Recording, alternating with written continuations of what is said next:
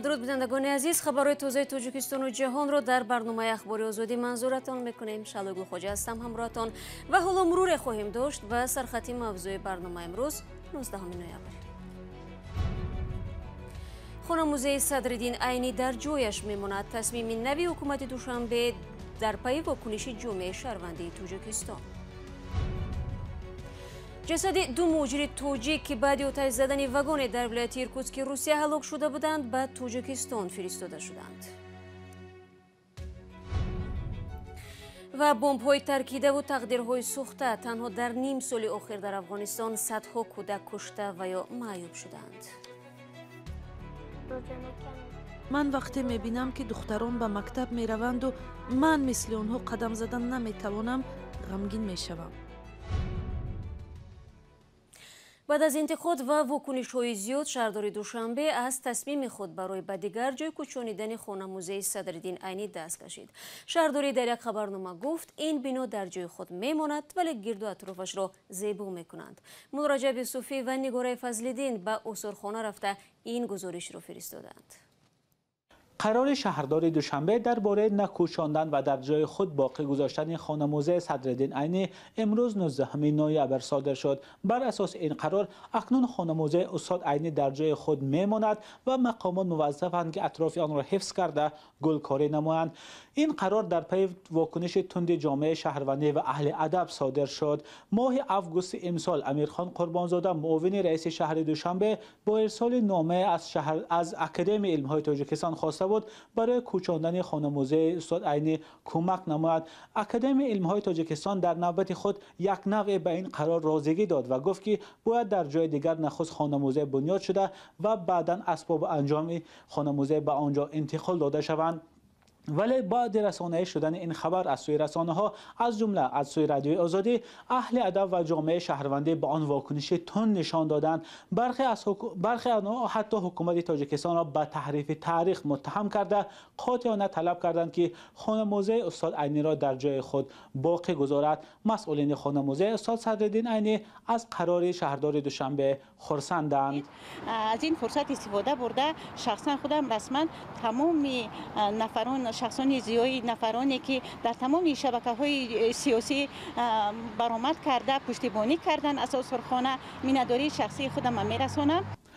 با گفته مسئولین آثارخانه، صدرالدین عینی اساسگزار ادبیات نوین تاجیک و قهرمان تاجیکستان 3 سال اخیر عمر خود را همراه اهل عائله‌اش در اینجا گذرانده است و بعد وفات استاد عینی در سال 1954 یک مدت اهل عائله‌اش اینجا زندگی کردند و بعداً با آنها خانه جدا شد و اینجا را دولت به خона-музеи تبدیل داد. برخی از اهل ادب میگویند قرار شهردار دوشنبه درباره کوچاندن خона-музеи صدرالدین عینی از آغاز اشتباه بود.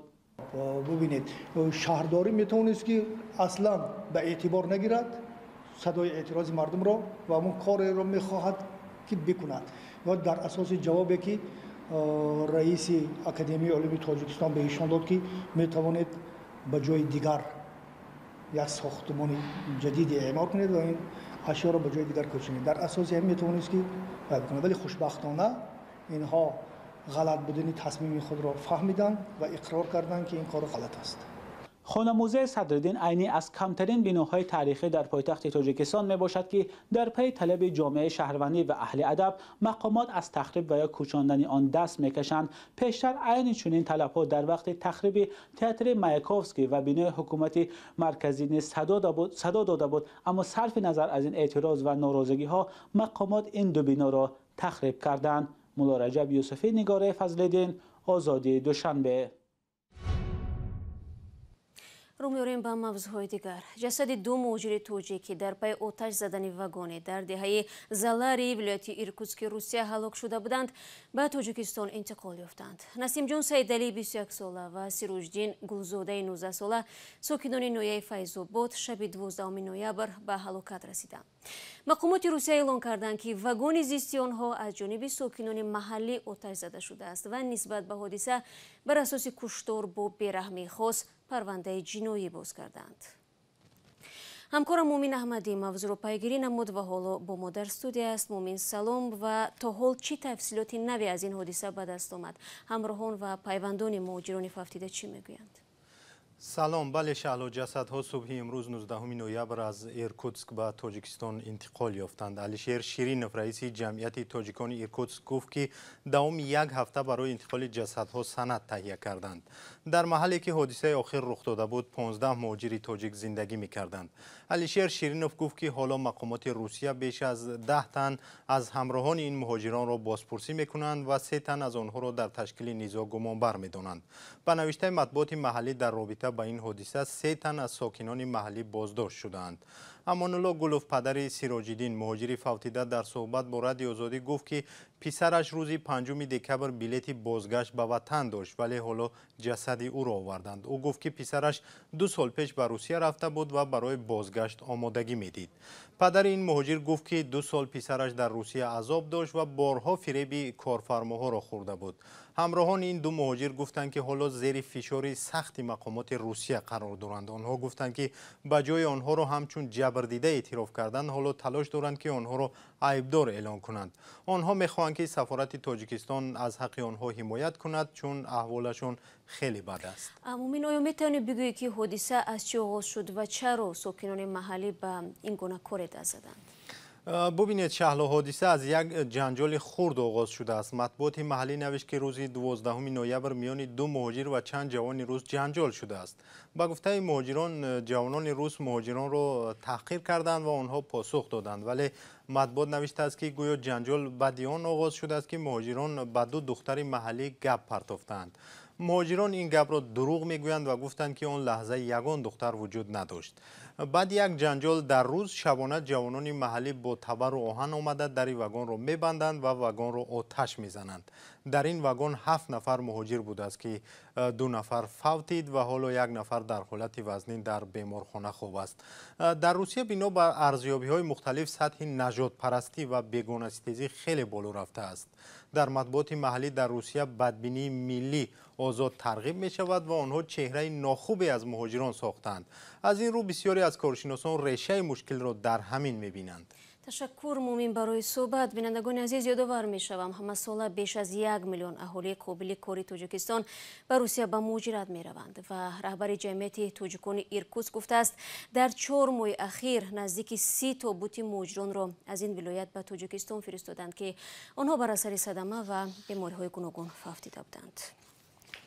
من برنامه را ادامه می‌دهم و برمیگردیم به تاجیکستان. دوستانی کل تاجیکستان جزا برای زورآوری نسبت کودکان را ناکافی حسابیده خواستار سنگین نمودن مجازات افراد شده است که به چنین عمل دست می‌زنند. در جلسه اخیری مجلس نمایندگان یک مسئول این نهاد طرحی را معرفی کرد که افزایش جریمه را نسبت خشونت یا زورآوری به کودکان پیش بینی می‌کند. ولی روانشناسان در صحبت با علیشیر ظریفی و شهلای عبدالله گفتند برای حل مشکل راه‌های دیگری نیز وجود دارند. پگاه با می‌بینم یا در تنش خوب پای زدگی گفتم با چی زدت گفت با چیز زرانی سیم زرانی قطعی گفت چند زدم. این مرد 1.5 سال پیش در پی مناقشه و همدیگر نافهمی از همسرش جدا شدند. از زندگی مشترک صاحب 3 فرزندند. ادعا دارد که همسر سابقش به کودکان اجازه نمی‌دهند که پدرشان را ببینند.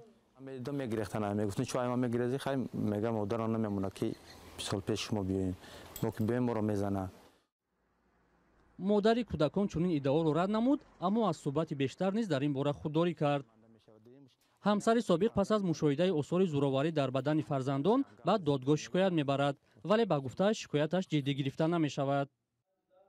اخیراً وکیلان مجلس نمایندگان تاجیکستان با قبول تغییر علاوه به کدکس حقوق ویرانکنی مأموری مجازات برای زورآوری نسبت کودکان را سنگین نمودند.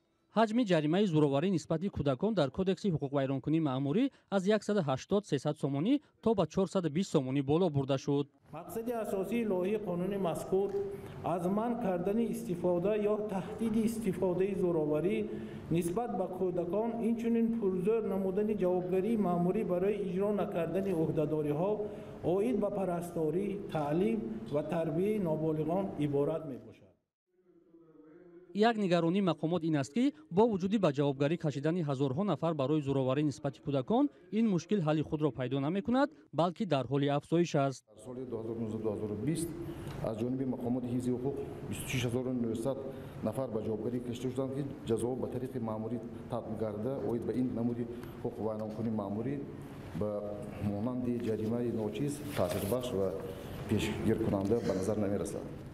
равоншиносон бар инанд ки зӯроварӣ нисбати кӯдакон ба ояндаи онҳо паёмадҳои хатарзод дорад. ҳамин фазои суроварӣ мунтазам, устувор, пай дар пай ва солиёни зиёде ҳукмрон бошад, ин ба он бурда мерасонад ки кӯдакони ҷабрдида, кӯдакони дар ҳамон ҷо тарбия гиранда низ ҳамин таҷрибаи муайяни рафтори агрессивии калонсолонро аз худ мекунад ва гӯё роҳи ҳалли ҳар гуна масъалаҳои гуногуни ҳаётиро бо ҳамин роҳ бевосита ҳамчун намунаи таҷриба нишон медиҳанд ва ӯ аз худ мекунад дигар хел намунаи мусбата надидааст. бо вуҷуди интиқодҳо аз нақси ҳуқуқи кӯдак дар тоҷикистон ва нигарониҳо аз афзоиши озору азият миёни онҳо, мақомот дар изоратҳои расмии худ аз пешравӣ дар ин самт гузориш медиҳанд. ҳарчанд бархи огоҳон ва намояндагони созмонҳои ҳомии ҳуқуқи кӯдак ташаббусҳои мақомотро дар ростори ҳимоя аз ҳуқуқи кӯдакон нокофӣ ҳисобида даъват ба беҳбудии вазъ мекунанд. барномаро идома медиҳам. созмони милали муттаҳид мегӯяд танҳо дар ним соли гузашта дар афғонистон беш аз 400 кӯдак кушта ва садҳо нафари дигари онҳо захмиву маъюб шуданд. баъзеҳо дар ҷанг, теъдоде дар натиҷаи таркиши минаву бомбҳое ки дар саросари афғонистон кишту пароканда шуданд.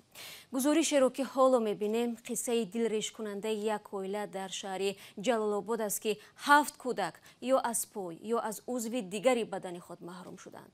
ёдовар мешавем ки гузориши навшуда аз соли 2019 аст ва шояд барои идеяш шумо бинандагони азиз бисёр ғамангез бошад. фоҷеае ки худо ба сари ҳеҷ кӯдаке наёрад. 10 кӯдак аз оила дар роҳ ба сӯи мактаб бомби нотаркидаеро аз роҳ бардоштанд. чизе ки дар афғонистон зиёд мебинед. бомб ҳам таркид. 7 нафар зинда монданд, вале ҳар кадоме аз як пой маҳрум шуданд. 1 сол аст саъй доранд ҳаракату рафтанро ёд бигиранд. рӯзи таркиш рӯзи бисёр бад буд. ман бародарону хоҳаронамро оғӯшта дар хун дар рӯи замин дидам. ҳоли оилаи мо табоҳ шуд. вақте таркиш рух дод хостам бархезаму хона биравам, вале дидам ки як поям нест. бачаҳо дар хона дарс мегиранд, вале барои имтиҳон бояд ба мактаб раванд. роҳе ки рафтанаш осон нест. ҳангоми ҳаракат ба сабаби соиш бо пои сунъӣ пӯсташон обила мекунад. ёдоварӣ аз воқеияти талх. ман вақте мебинам ки духтарон ба мактаб мераванду ман мисли онҳо қадам задан наметавонам, ғамгин мешавам. ҷанг ҳанӯз ҳам ин ҷо идома дорад ва маълум нест кай сулҳу оромӣ ба афғонистон бармегардад. 10 солаҳои ҷанг сарзамини ин кишварро ба киштзори минаву бомбҳои кушанда табдил додааст. созмони милал мегӯяд дар 6 моҳи имсол дар афғонистон 468 кӯдак куштаву бештар аз 1200 нафар маҷрӯҳу маъюб шуданд. мисли шафиқуллои 15 сола, абдурашид ва башири 12 сола, мангали 11 сола, амони 7 сола, робияи 10 сола ва марвои 6 сола ки орзу доранд фоҷеаи онҳо ба сари ҳамсолони дигарашон наояд.